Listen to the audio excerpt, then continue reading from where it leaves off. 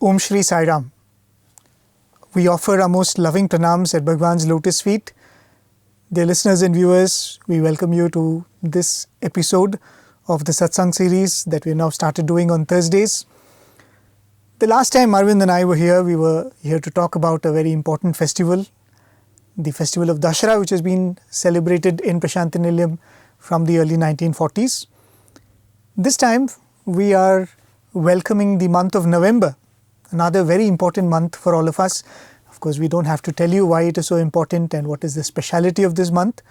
But nevertheless, it is a pleasure to join you all from the centers at the Sri Sathya Sai Media Center with a new satsang, and needless to say, you all know what the topic is going to be. But before we speak directly about the various points that we want to share with all of you, let's invite Brother Arvind, and I will let him start the satsang today. Sai Ram, Arvind. Sai Ram Prem and Sai Ram to all our viewers. I'm reminded of a story that had a very deep impact on me, and even to this day it keeps inspiring me. It is a story of a man, a devotee of God, who had a very interesting dream one night. Now in his dream, God comes to him and asks him, "Can you do a favor for me?" And being a devotee of God, he says, "Definitely, God, whatever makes you happy will be a command for me. So you just have to state it. I will do anything for you." And God says, "Tomorrow morning when you wake up, outside your door there will be one rock. It will be a fairly large sized rock. I want you to push it for me. Can you do that for me?" And this man says, "Of course, I will push the rock for you." God says, that'll be it. That's all. That much you can do for me, I'll be very happy. And the next morning when the man wakes up, he recollects his dream and he is so thrilled that finally he has got an opportunity to do something for God. That is every devotee's desire, right? To be able to do something for God. And here God himself has asked him to do something. So he rushes out of his bed to the main door, opens it, and sure enough, there is that big rock that God had referred to in the dream. Right away this man gets to the task, he starts pushing at the rock. He pushes and pushes and pushes, but realizes that how much ever he is pushing the rock, it's not moving one bit. This goes on, but he is not a man to give up easily. Swami says that devotee's lakshana, or the quality of a devotee, is such that having determined something, he will never let go of determination. Either he will collapse from the effort or he will achieve his determination. That is the determination of a devotee. So with that determination, he continues morning, evening, till he goes to bed at night. Next day morning gets up, again continues, and this goes on for several days. Days turn to weeks, weeks turn to months. But yet, that rock has not moved 1 inch. Finally, this man is on the verge of giving up. And when he is about to give up, he gets another dream that night where God comes again. And this time, it is the man who is doing the talking. He says, "God, this is very unfair." God says, "What is unfair?" He says, "You told me to push that rock, but it's of no use pushing the rock." God says, "Why do you say so?" He says, "Because God, it has not even moved an inch." God then says, "But I never wanted to move it." And in the dream he sees God just moving the rock and saying that, "See, if I wanted to move it, I can move it. I didn't want you to move it. Then I wanted you to push it." What is the use of that, God? God says, there is a lot of use. You think that the rock has not moved 1 inch, but that was not the purpose at all. Just have a look at your biceps. And the man looks at his biceps and they're strong. Look at your triceps. Look at your calf muscles. Look at your stomach, how it has gone in. You have become so fit. The man is in a state of pleasant shock because this is a revelation for him. And God tells him that the purpose for which I told you to push the rock is not to move it. It is in order to build you, and my purpose has been achieved. What I like in this story is two things. The first thing is, like the man in the story, all of us think that we know the purpose behind different things that we are doing. Not only what we are doing for God, whatever we are doing in life, we think that we know the purpose behind it. when we don't. And the second interesting point is, like God in that story, God in our life too tells us to do many things which we think is something that will benefit God. But that's not the case. Whatever God tells us to do is for our own benefit. So point number one is that, like the man in the story, we think we know the purpose behind what we do when we don't. Point number two, like God in the story, God gives us different things to do for our benefit and not for God. And I feel these two thoughts are very, very important at this point of time in the year. Absolutely. We are set to celebrate Swami's birthday, and it's of course a very important birthday. It's a 95th birthday. But if you really look at it, as you were saying, Swami allowed us to celebrate his birthday. Swami allowed us to observe his birthday, and I think every birthday discourse, if you were to go and look at it, Swami will say that I am birthless. I was never born. I was always present, right? Because that is the description of God. The God is birthless and it's beyond time. But that being the case, he still allowed us to celebrate his birthday. It does not mean that he wanted his birthday to be celebrated. There was a purpose behind it. But really looking at it, as you were saying, the other larger idea behind the story is, it's so important to understand the purpose of some things for us to be able to apply ourselves completely to that task, right? The case of that story is a misunderstanding of the purpose led to frustration, right? Even though the command is coming from God himself. Probably a different topic, just a different example. Nowadays we use paper as money. I still recall the first time when I was reading some book in general knowledge where they were talking about the evolution of money. So they said first gold was used as money. In fact, even before gold, rice grains was used as money for transaction. Then there came gold and became silver and became copper. And then finally it said, I think the Chinese were the first to use paper as money. When I read that, I said, how ridiculous. How can you use paper as money? And then it struck me, that's what we do, right? So the paper that we hold is still a paper. It does not have more worth than what it is. But we give it a purpose which is larger than what its real value is. And sometimes when you forget that, you will treat it like a piece of paper. Many of the old devotees who had the opportunity to travel with Swami would say that one of the scenes that they've seen many times is when Swami is driving through some cities or maybe village roads. Swami will always look out for people who are, who need money, who are needy, so that Swami can give them something. A little bit of money. And invariably, when Swami would call somebody and give them some money, Swami will tell them, be careful, that is not 10 rupees, that is 100 rupees. Use it carefully. One beautiful incident I recall is when Swami had gone to Bombay for the drama of the Bhajagovindam drama. Apparently, Swami was stuck in a traffic with the boys in a bus at 10:30 in the night, right? Because Swami had gone for sightseeing and come back. And in that traffic jam, one lady walked up to Swami's window. I mean, what are the chances? You walk up to a vehicle, that vehicle happened to have Swami in it, and you walk up right to the window where Swami was sitting. And she put out a hand. And Swami said, but I don't have a pocket. Swami always says. And then Swami looked around. I think Mr. Kamani was there next to Swami, the great devotee of Swami. And he pulled out immediately a 100 rupee note and gave it to Swami. And then Swami gave it to that lady and Swami said, Amma, it's 100 rupees. Get some food for yourself, get something for your children. And oftentimes Swami would do this because they might be unlettered people. There are sometimes visually impaired beggars. So Swami made it a point to tell them that this is what it is. If you really look at the human life itself, the human life, this body, is actually mammalian, right? It's an animal body. There are parts of the brain which they say is still reptilian. Right? It's so primitive in that sense. So we are like that currency paper, right? But there is an intended value to it. If we don't look at that, we will run the risk of taking paper currency to be paper and not currency. And that's the danger we always run. And just like how Swami would do to these poor people who came up to him, saying that this is the value of what I'm giving you, keep it careful. I think the same thing Swami did for all of us, not merely by telling us, not merely by going up to a podium and giving a discourse, which he always did, but I think the Lord himself took a human form to show us how much can be done with a human form. How much purposeful a human life could be made.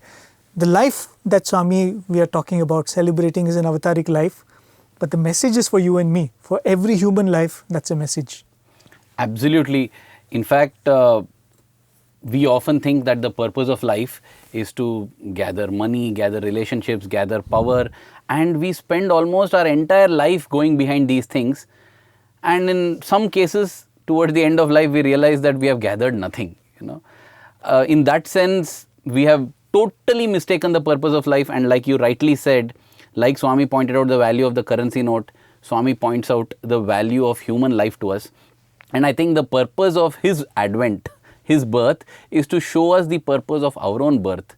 And he did it with his life being his message. That is the beautiful thing about Swami. He never said what has to be done. He always did what has to be done.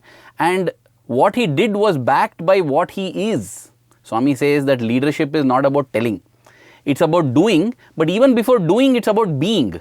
Be, do, tell, he says. And that is the perfect example Swami was and is.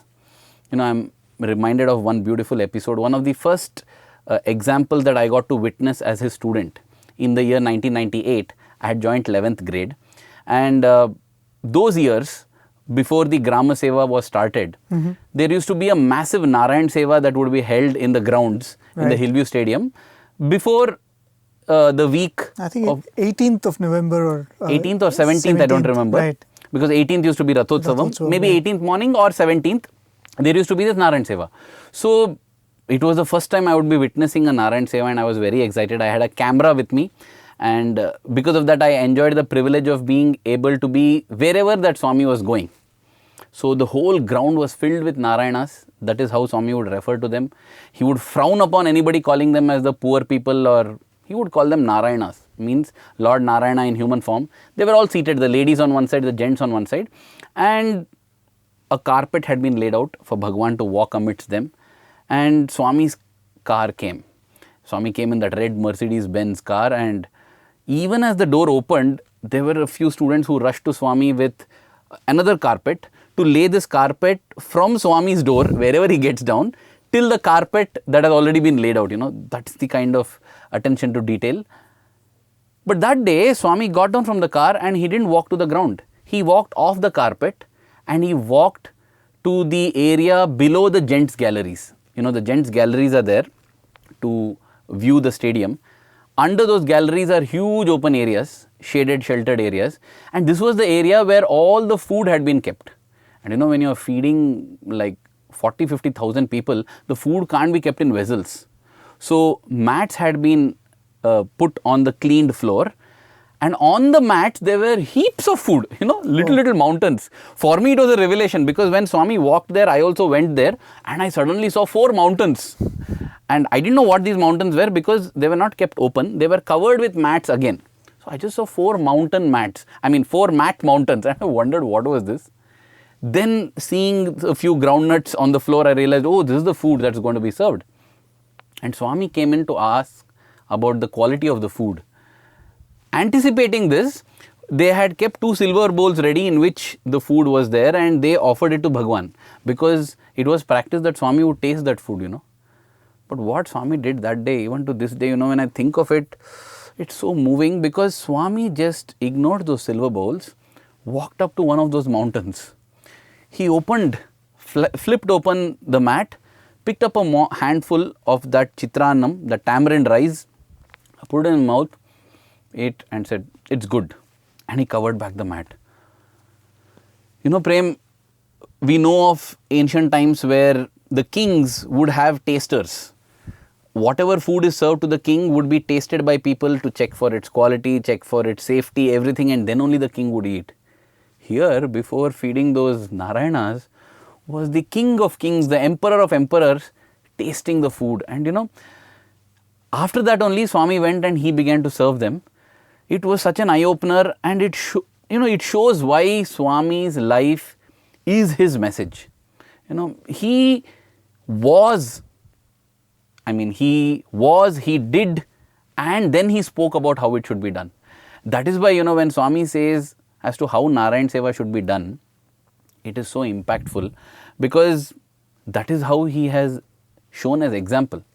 In fact, I think rather than we speak about what Swami says, how ideal Narayana Seva should be done, let us listen to it in Swami's own words, of course accompanied by some delightful visuals of Swami serving the Narayanas during the birthday Narayana Seva. This is a Christian Society chairman of California. We're getting all our music. Yes. This is a big box. Cinema director. Swami urges one and all to see God in everyone, especially the poor. That is why he never refers to it as poor feeding, but as Narayana Seva, which means service to Lord Narayana. This was in fact the message Bhagawan gave during the concluding discourse of the Second World Conference, which he delivered on the evening of the 21st of November. Narayana సేవ నిమిత్తమై మనం అనేక రకములుగా కొంత ప్రోగు చేసి బీదలకు దరిద్ర నారాయణులకు పంచటము అన్నదానం చేయటము అత్యవసరమని కూడా వారు కొంత సలహాలు ఇచ్చారు. It has been said in the morning that for the sake of conducting Narayana Seva, it is necessary for collecting some money or collecting some food and distribute it to the poor people. లోకములో బీదవారైనటువంటి వారు ఎవరు ఉంటున్నారు? లోకంలో ధనవంతులైనటువంటి వారు ఎవరు? Who are the poor people in this world? Who are the rich people in this world? He who has much satisfaction is the richest man. Who is the poorest man in this world? He has much desires. He is the poorest man. కనుక బీదవారికి దరిద్ర నారాయణ సేవ అంటున్నారు, poor feeding అంటారు. కానీ ఆ పదములు కూడా సరిగా లేదు. ఇది ఇంగ్లీష్ పదములో చాలా తప్పైనటువంటి పదములు. When we talk of Narayana Seva, we use the word poor feeding. This is not a correct way of describing. Feeding చేస్తున్నాము, దాన్ని కూడా పూర్గా చేయటమా? ఎంత దరిద్రం. We undertake to feed people. Are we going to feed them in a poor manner? We feed the poor people. It is the feeding of the poor. నీవు పలికేటువంటి పలుకు దరిద్ర నారాయణ సేవ అని. What you say is that you are feeding the poor people or Daridra Narayana Seva. నారాయణునిగా ఎవరు? దైవస్వరూపుడు. The word Narayana there represents the embodiment of God. నీవు నిత్యము కూడాను నీ యొక్క ఆరాధన మందిరం నందు దైవముకు కొంత నైవేద్యం సలుపుతూ ఉంటావు. Every day in your own puja room you make an offering to the God. ఆ విధంగా చేసేదానికంటే కూడా నిత్యము నీవు వండుటకు పూర్వము మీ ఇంటిలో ఇల్లాలు వండుటకు పూర్వము ఒక పిటికడ అడుగులు లేక పిటికడ బియ్యము ఈ స్వామి యొక్క బిచ్చ అని ఒక ప్రకటన తీసిపెట్టినటం చేత ఒక్క వారములకు కూర్చున్నటువంటి ఈ బియ్యం అంతా కూడాను ఒక్కొక్క సాయి భక్తులంతా చేర్చి ఒక్కొక్క వారములకు ఒక పర్యాయము ఇలాంటి దరిద్ర నారాయణ సేవ చేయటంలో సరి అయినటువంటి మార్గంగా ఉంటుంటారు. In the place of your making an offering in the puja room to God, while you go into the kitchen, when you begin cooking your food, set aside a handful of rice every day before you start cooking your own food. And every week this will accumulate into a certain quantity of rice which can be used for the purpose of feeding the poor people.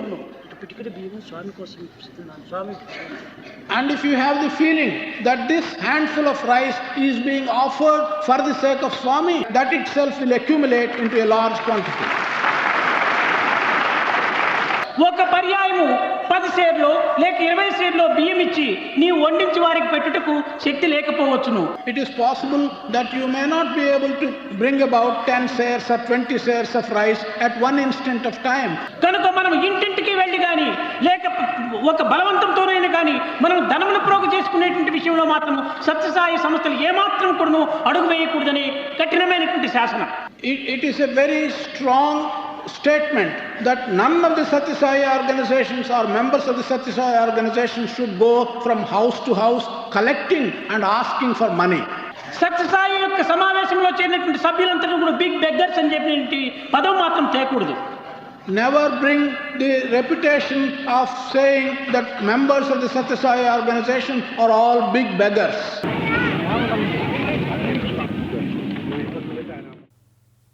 Beautiful, isn't it? Those visuals that we saw were taken from the Golden Jubilee birthday celebrations, the 50th birthday celebrations of Bhagawan Sri Sathya Sai Baba in 1975. You know, Prem, those years, that year especially, 1975 50th birthday was very, very special. It was in that year that the Sri Sathya Sai Gokulam was inaugurated, And even the police station that we see in Puttaparthi, in the run-up to the birthday, Swami went and inaugurated the police station.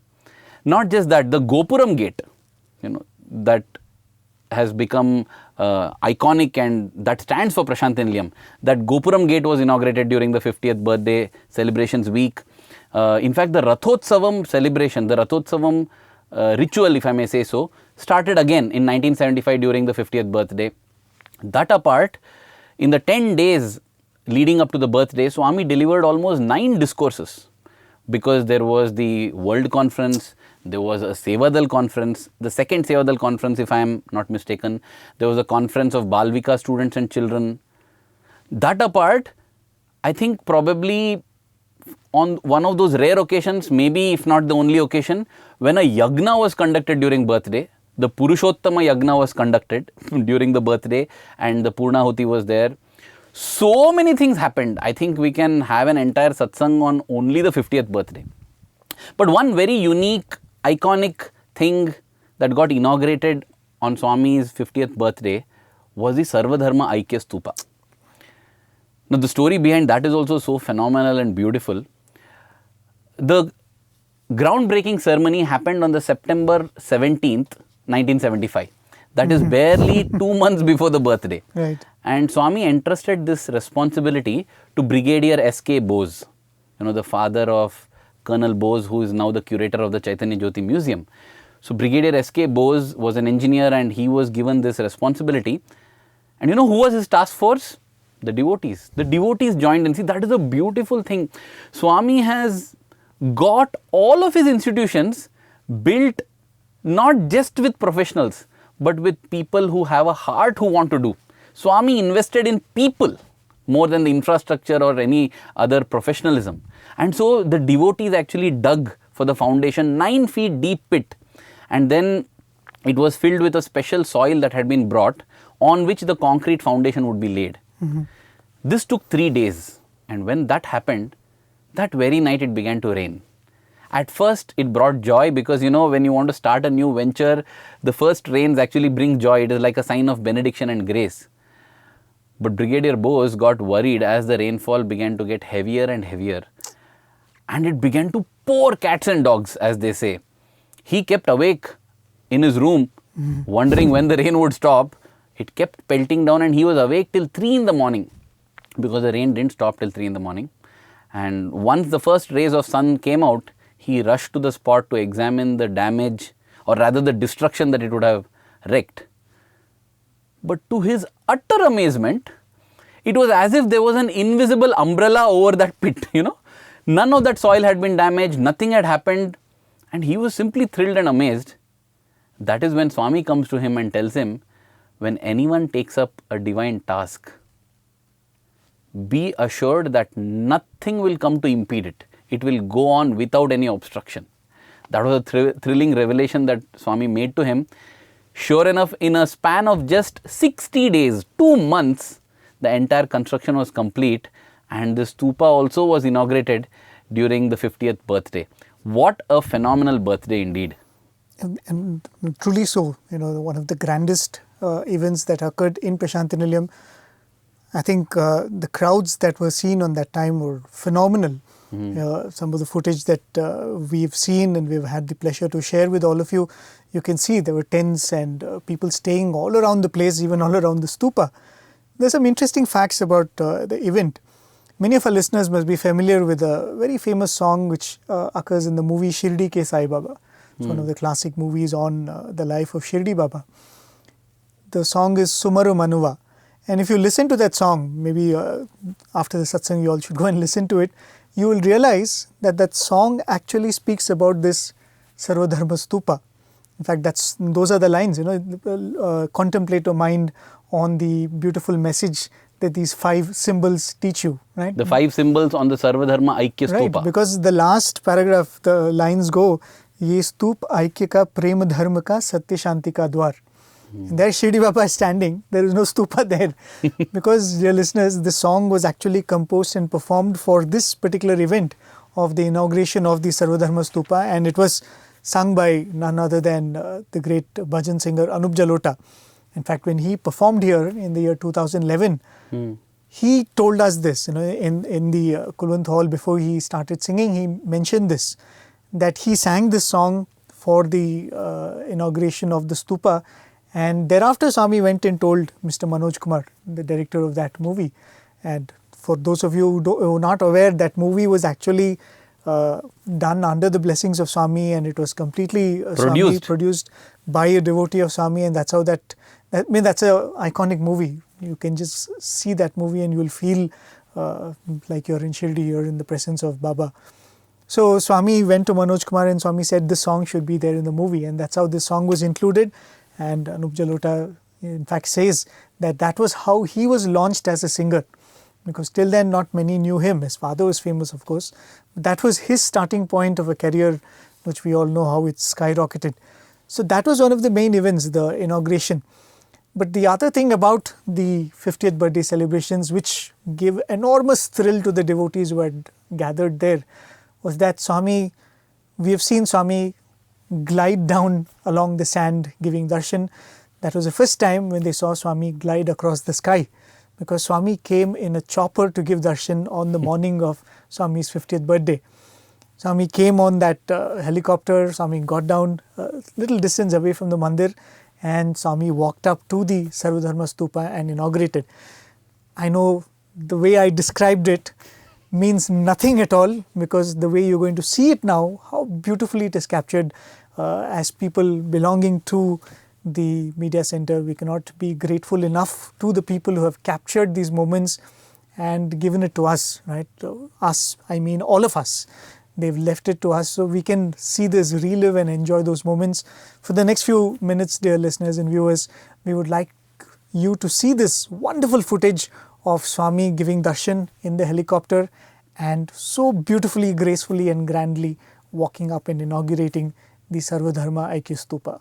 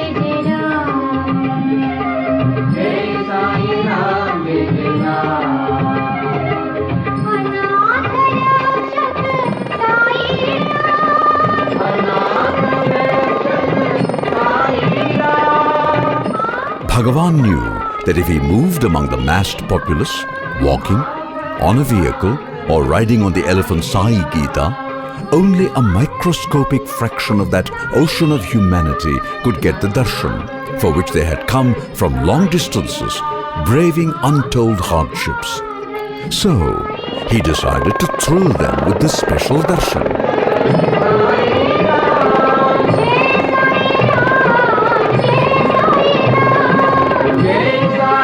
On his birthday, Swami also showered the samadhi, or final resting place of his parents, with flowers from the helicopter.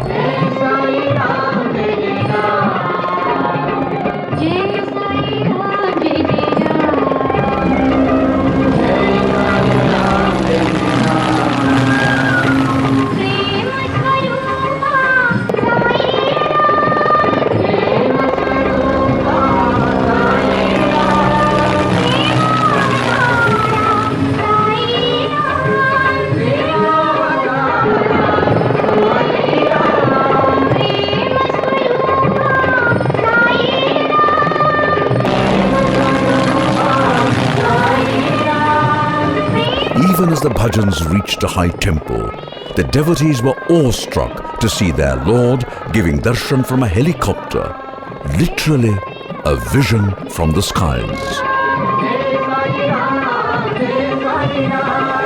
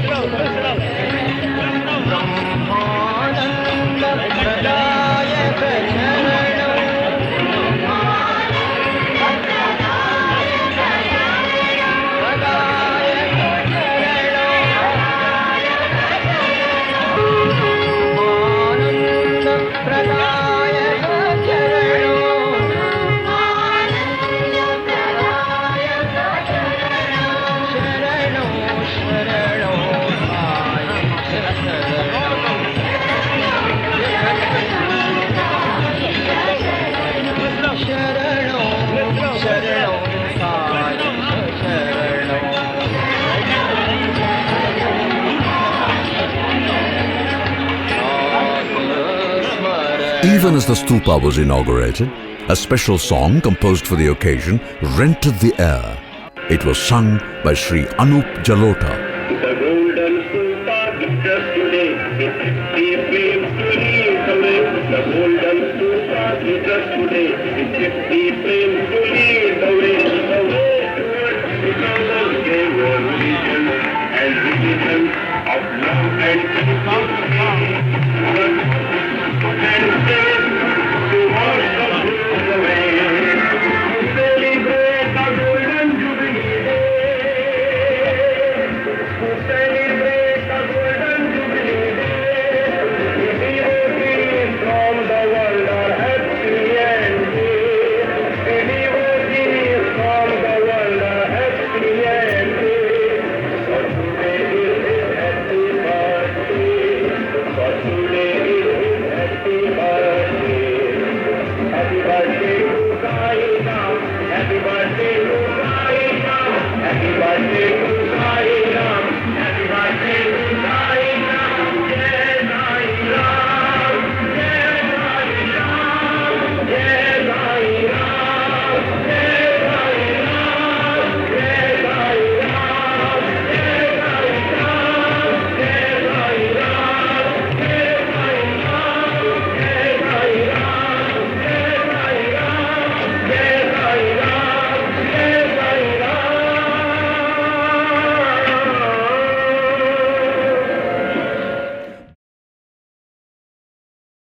So wasn't that phenomenal footage, dear viewers? I think we should take a moment to thank the videographers of those times. I think Dr. Funny Banda was one of them, Mr. Richard Bock was one of them. Beautiful footage, and also a special mention about the song that was playing as Swami was inaugurating the stupa. It was an English song rendered for Swami's birthday by Anup Jalota. So if you're wondering that voice sounds familiar, that's what it is. The beautiful thing about this stupa is that it stands for the unity and harmony of all religions. But as we have discovered, Prem, when Swami emphasizes on unity, it is with purity. It is with the true spirit of unity. Because as we go through the book Conversations with Bhagawan Sri Sathya Sai Baba, recorded again by another great devotee, Dr. John Hislop, in that, in an interview, Hislop tells Swami that there are some people in America who are not very happy with the Sarva Dharma symbol. And Swami asks, why is it so? He says they feel that they have been left out and they are not being represented. These are people of the Jewish faith. And then Swami immediately says that there has been no attempt to leave out anybody. It is all inclusive. It is just that in India, it is not so prominent. And often people of the Jewish faith are clubbed with the Christians. Then Swami asks, so sweet, Swami, the way he asks Hislop, he says, does not this cross represent the Jewish faith sufficiently? And Hislop says, no, Swami, there is substantial difference. There is the Star of David, that is the Jewish faith symbol. Swami says, then definitely please make it as a point to be discussed in the agenda. We will go through it and we will approve it. And sure enough, within days, that is the amazing thing about Swami, such quick decision making also, and decision making with a large heart. So Swami said yes, and that is why for so many years, dear viewers, we had the Sarva Dharma symbol of the international organization having 6 symbols rather than 5 symbols.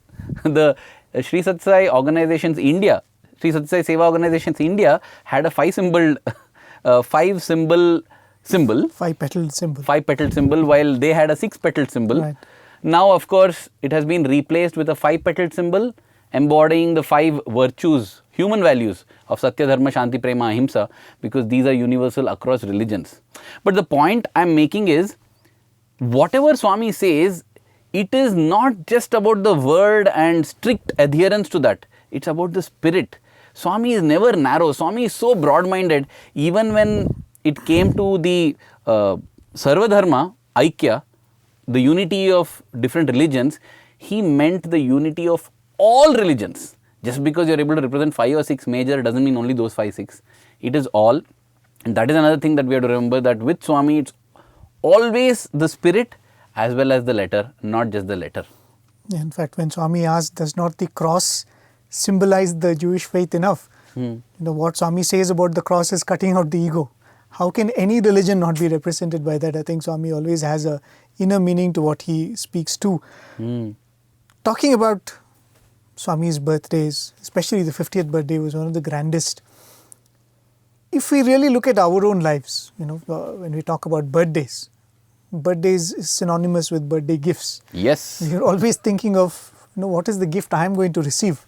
But when it came to Swami, it was the other way around. Almost like every birthday, Swami was wondering, what can I give to the devotees and the entire world?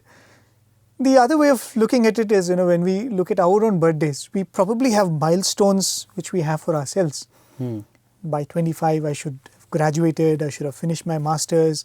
By 30, I should be in a certain position, married and settled. Right? As they say, I should have a house of my own, I should have a car. By 45, I should be a vice president. We have all of these worldly successes as the milestones that we lay out for our own lives.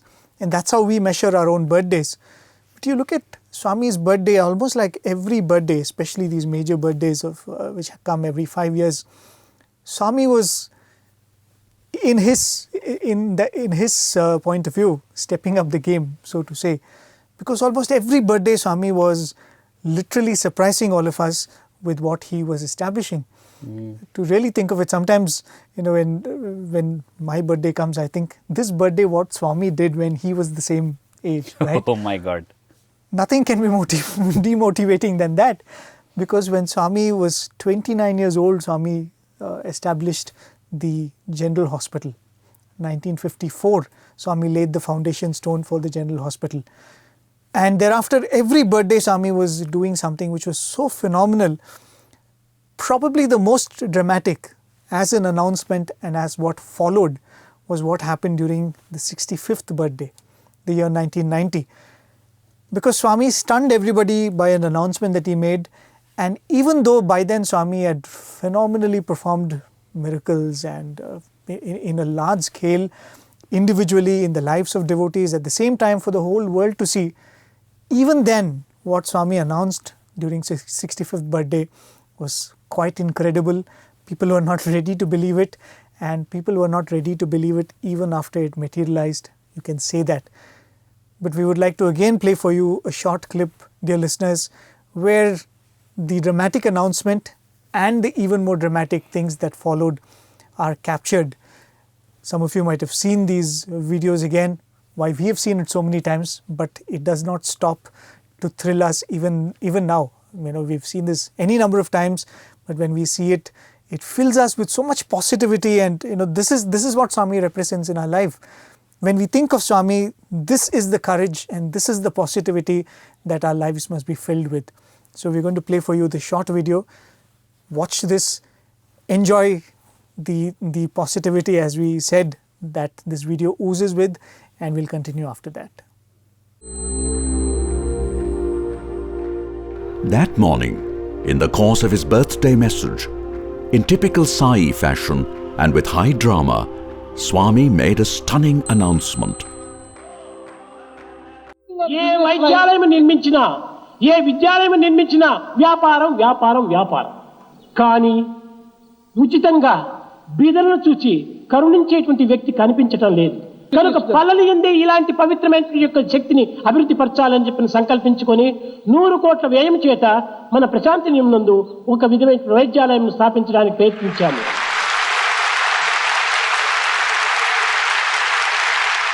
ఈ గుండె జబ్బు వస్తే కొన్ని లక్షలు వ్యయం చేసి అమెరికాకు వెళుతున్నారు. వీళ్ళ గతి ఏమిటి? వారిని చూచేటువంటి వారెవరు? పట్టణానికి వెళ్లితే కలర్ నీళ్ళైనా వాళ్ళ ముఖాన్ని కొట్టరు. అలాంటి దురవస్థలను గుర్తించి మనము ఇక్కడ ఒక పెద్ద వైద్యాలయాన్ని నిర్మించాము. బైపాస్ సర్జరీ కానీ, లేక కిడ్నీ మార్చడం కానీ, లంగ్స్ ఆపరేషన్ చేయటం కానీ, బ్రెయిన్ ఆపరేషన్ చేయటం కానీ అన్నీ ఉచితంగానే.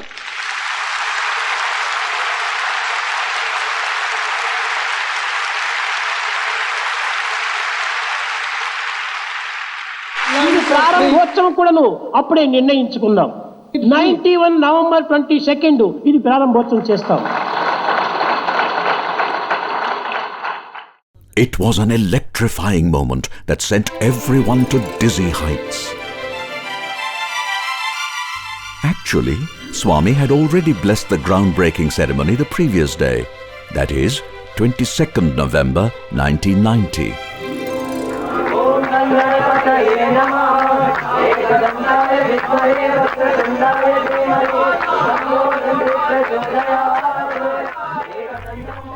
Mr. Keith Critchlow, a renowned architect from England who was in charge of the architectural design, was asked to rush the drawings so that construction could be completed well in time for the inauguration, set for 22nd November 1991.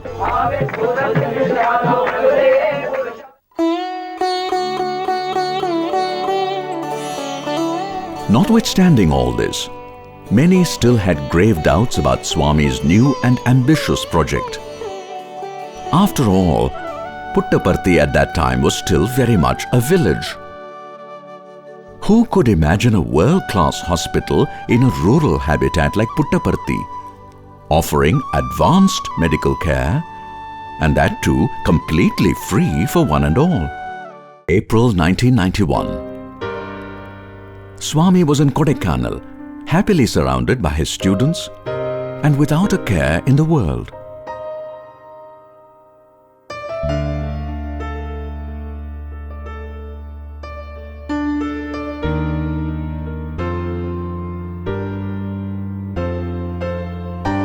Swami's party included late Colonel Joga Rao, a senior member of the Sri Sathya Sai Central Trust.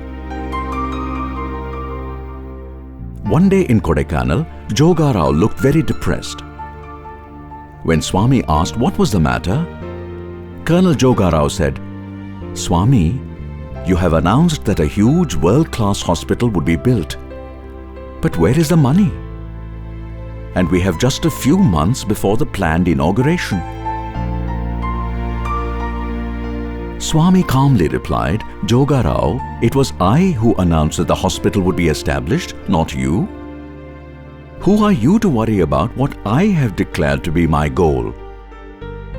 When Sai says that something would be done, be sure it would be done." Money or no money, hospital construction did start. After all, it was all about pure love, was it not? God might have made the plans, but at the human level, He always allows things to happen in the way they usually happen in the world, complete with problems that humans normally encounter. 5 out of the 12 months assigned to the project were taken up in just preparing the drawings, leaving a mere 7 months to create a world-class super specialty hospital from scratch, and that too in a village. Accepting the challenge, the construction engineers worked furiously, racing against time. Nevertheless, there was cause for concern about meeting the deadline. On 2nd September 1991, with less than 3 months to go for the inauguration, the construction appeared to be far behind schedule.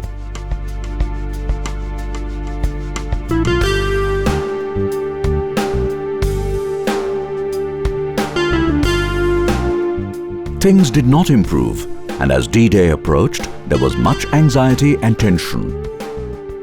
Some even doubted if the inauguration would take place on 22nd November 1991, as Swami had predicted.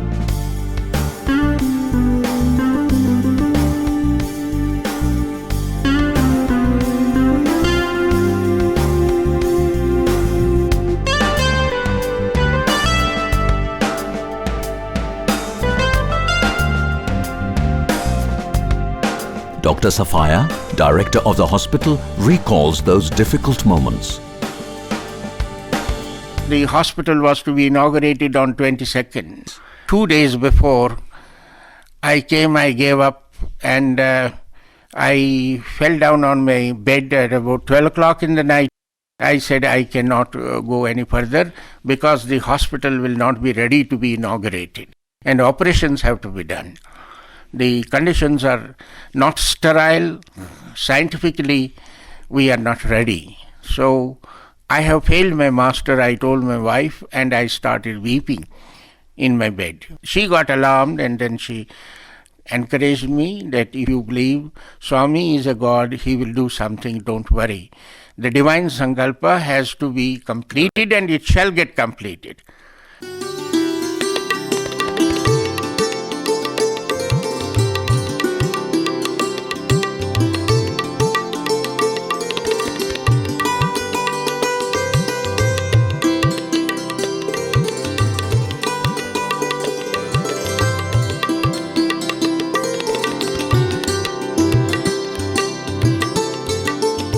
Yes, finally things did happen exactly as Swami had foretold 1 year in advance.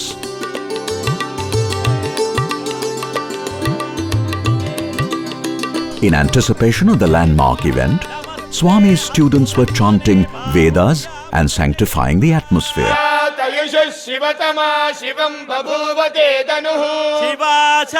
Swami was in a wonderful mood, going here and there, supervising and giving last-minute instructions.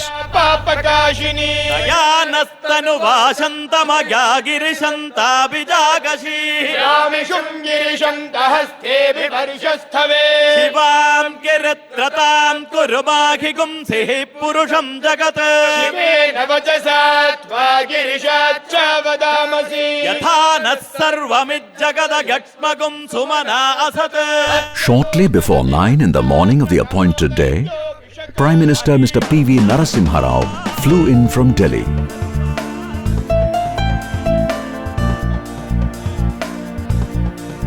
There was no speech-making, and without any fanfare, the hospital was declared open by the Prime Minister.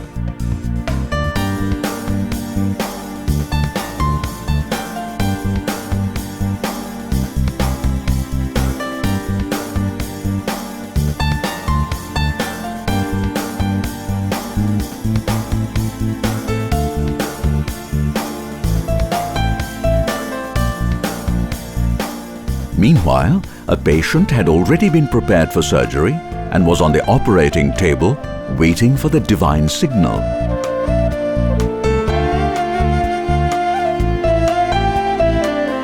With a gesture of blessings from Swami, the surgeons proceeded to write a new and glorious chapter in the history of healthcare for the poor. Next day, 23rd November 1991, while delivering his traditional birthday discourse, Swami stunned the world with his announcement that the Puttaparthi Super Speciality Hospital was no longer a dream, but a concrete reality. ఒక శుభవార్త announce చేయవలసి వచ్చింది. మన భారతదేశ ప్రధానమంత్రి ప్రారంభించిన తర్వాత 15 నిమిషములకే doctor operation ప్రారంభించారు. 3 గంటల లోపల 4 పెద్ద ఆపరేషన్లు అంతా జరిగాయి. ఒకటి చాలా కాంప్లికేటెడ్ ఆపరేషన్. ఆ హార్ట్ లోపల రంధ్రం ఉంటుండాలి. అలాంటి ఆపరేషన్ కూడా సక్సెస్ అయిపోయింది. అందరూ క్షేమంగా ఉన్నారు.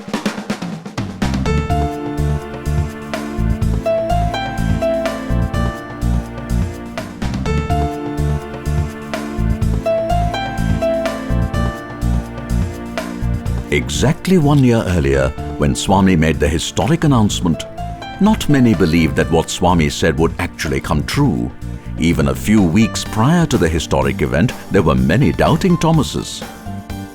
All those doubts arose because, deluded by the human form of the avatar, most people failed to see the power of the divine hidden in that so-called human form. Faithless humans might have had doubts, but when the Sai avatar declares that he is going to do something, it would be done. No question about that. Swami does not execute projects by magic, but by using the power of pure love.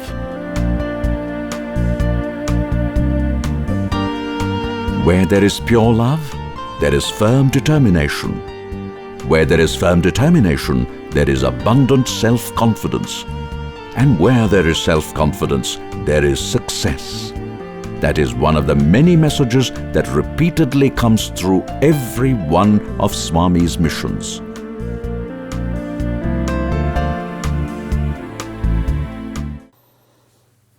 every time I watch this video, I feel so overwhelmed, I feel so touched, and I also feel so small because, every time my birthday comes, I think about what is it that I'm going to get, and I wish that with each passing birthday, I get things which are bigger and bigger and bigger.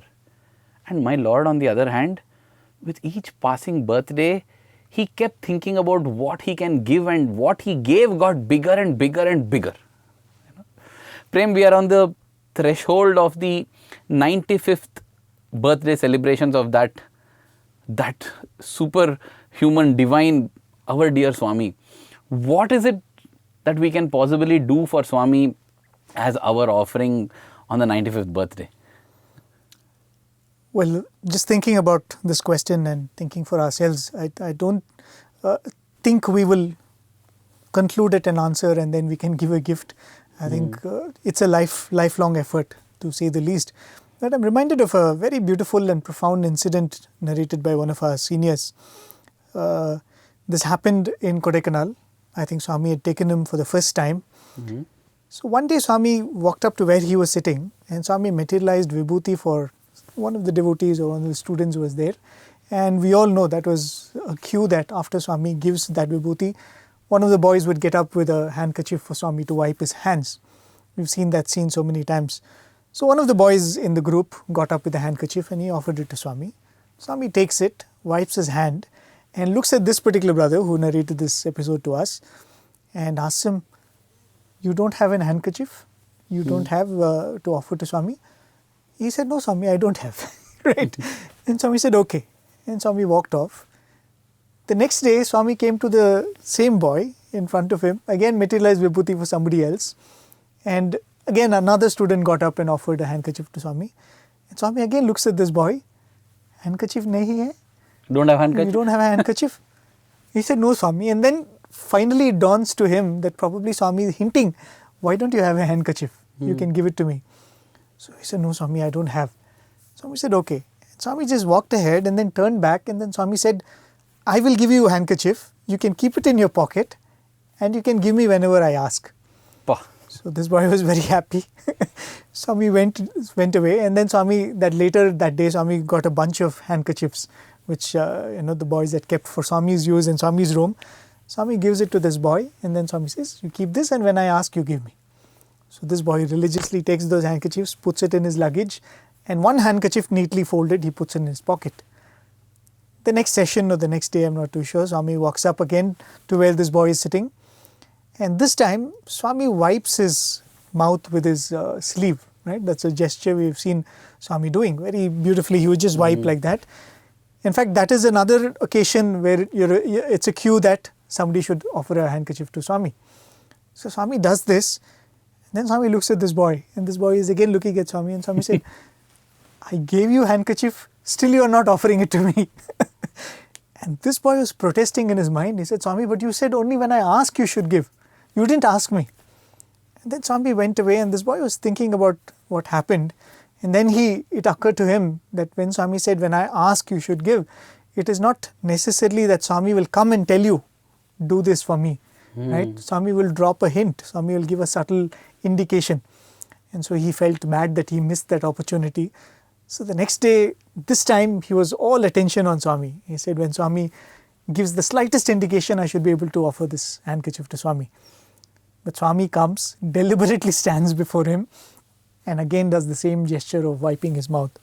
So immediately this boy gets up and offers that handkerchief to Swami. And Swami takes it, wipes his mouth, and then Swami gives it back to him, and Swami says, "Good boy," right? Because a lesson has been learnt.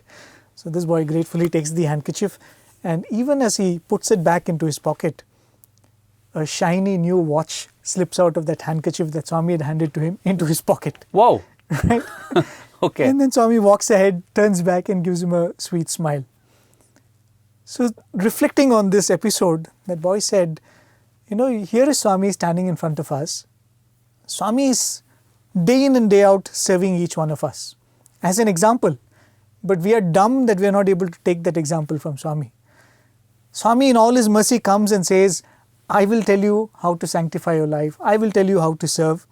And then he teaches us, and still we are not intelligent enough to understand and learn from that. Patiently, again and again, Swami teaches the same lesson.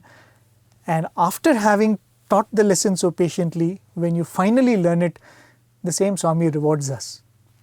What have we done in this whole process to be rewarded? But that's Swami's love, that's Swami's beauty.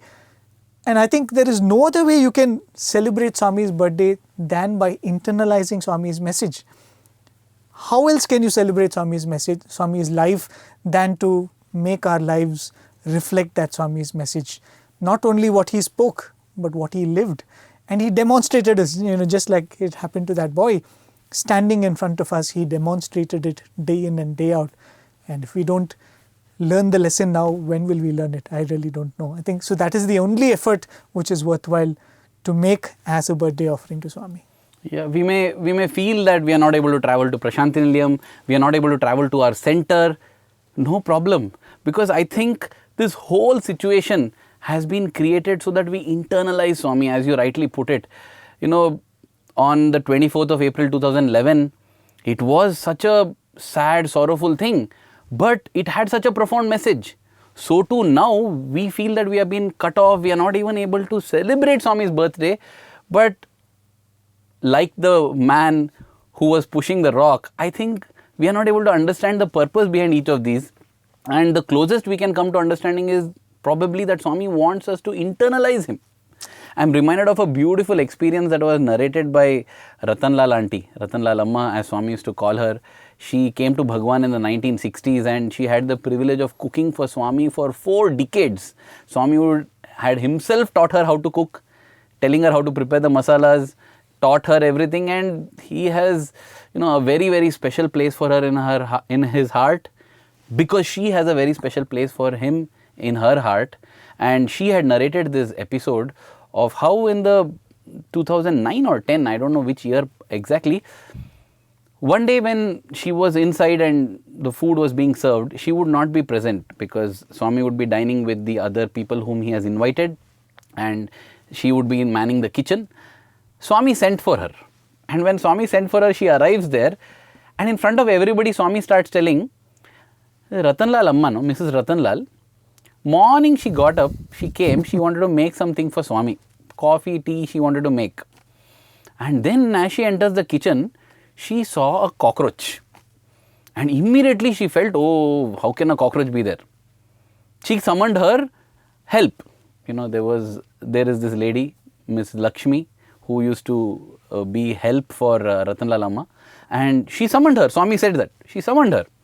But then she knows that this lady will come and kill that cockroach. She doesn't want to kill the cockroach because she feels Swami is in the cockroach. So she takes one cloth, gives one cloth to her and says, come, let us catch this cockroach. And for 15 minutes, 2 elderly ladies in one small kitchen going behind the cockroach, chasing it behind the cylinders, behind the gas, behind the fridge. And as Swami is narrating this, all the others at the dining table are laughing, and Ratanlal auntie is standing there, she is also smiling. And Swami is saying all this she does, and suddenly she realizes that it is time now, it is getting late. So she says, let that cockroach be. Don't know where it is, leave it. And she gets back to cooking. Correct? And she said yes. And then, when she was narrating this incident, she said that definitely what Swami said brought a lot of joy, mirth and humor to everyone. But she said, for me, I just realized that when we think Swami has become so frail, Swami has become so weak, Swami is confined to a wheelchair, such a Swami is there every second watching what we do. Even before we get up, he is there. That is the presence of Swami in our life. And she said that my only desire is that I should never forget this, and I want to lead every moment of my life in his presence, because that is the truth. Today, I think that message is even more poignant, because this is a time when we think that Swami is physically not here. How do I do? I listen to all these stories, it's so magnificent, but how do I get this because Swami is not physically here? Yad Bhavam Tat Bhavati, Swami would say. And that is what it is.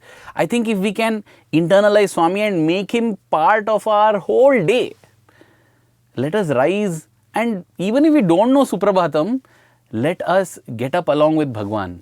Let us picture Swami waking up along with us. Let us wake up along with him. As we brush our teeth and as we have our bath, Let us think that we are doing Abhishekam to Deho Devalaya Prokto, Swami would say. The body is the temple of God. And even as we have breakfast, let us feed Swami. I think making Swami a part of our whole day, that would be the best way to internalize him, feel his presence. And I am convinced, Prem, from personal experience and from the experience of so many others whom we have heard here, that once we internalize him, we will see him, we will have his darshan every day, wherever we are, in whichever corner of the earth. And I think that would be a wonderful birthday gift to give him, because as we started off in the beginning, whatever Swami tells us that he seeks as a birthday gift is for our own benefit. I'm just reminded of a incident which I heard from one of the former primary school children. We all know that Swami would come to the primary school every now and then, and for every small reason Swami would find it a good chance to come there. So somebody had got a giant wheel to be installed in the playground at the primary school. So Swami came as excited as the other children to come and install and inaugurate the giant wheel. So after coming there, Swami said, so who's going to inaugurate? Some children have to get into that. So Swami picked 3 or 4 of the small tiny kids over there, and Swami said, okay, all of you get in. So this brother of ours, a senior of mine, was narrating this episode. He was saying, so he had never been on a giant wheel before. As a child, he was excited. Swami has picked him, so he got into the giant wheel, and then it started rotating. So for the first few seconds, he was excited. Then it started going a little faster. After a while, when it was in full swing, and this boy lost it, he started screaming and crying, and Swami standing there, and he said, Swami, Swami, stop it, save me, stop this, stop this. And he was literally crying, and when he looked down, Swami was laughing, right? Swami was having a good time laughing at this whole scene, but this boy was not able to control himself. He was so worried, and he was crying. Finally, the thing stopped, and this boy came, and for a moment he was thinking, why is Swami laughing? I'm in so much trouble, and I'm crying out like this. Then finally Swami calls that boy, and then Swami says, how can you ever think that when I'm standing here, something can go wrong with you? Something can happen in your life, right? So this boy said, as a small boy, to get that message from Swami, Swami was saying that how can you ever think that anything can go wrong in my life when I'm standing next to you? And I think this is something that all of us have to remember. As you said, if we believe that Swami is part of our life, it should reflect as fearlessness, as not having any kind of worry in our life, right? That is the best way we can establish Swami's presence in our life. Time just flies when we talk about Swami. We are really grateful to Swami for giving this opportunity to think of him, because to think of him, to feel him, to love him, that is also his blessing. With gratitude to Bhagawan, thank you. Jai Sai Ram.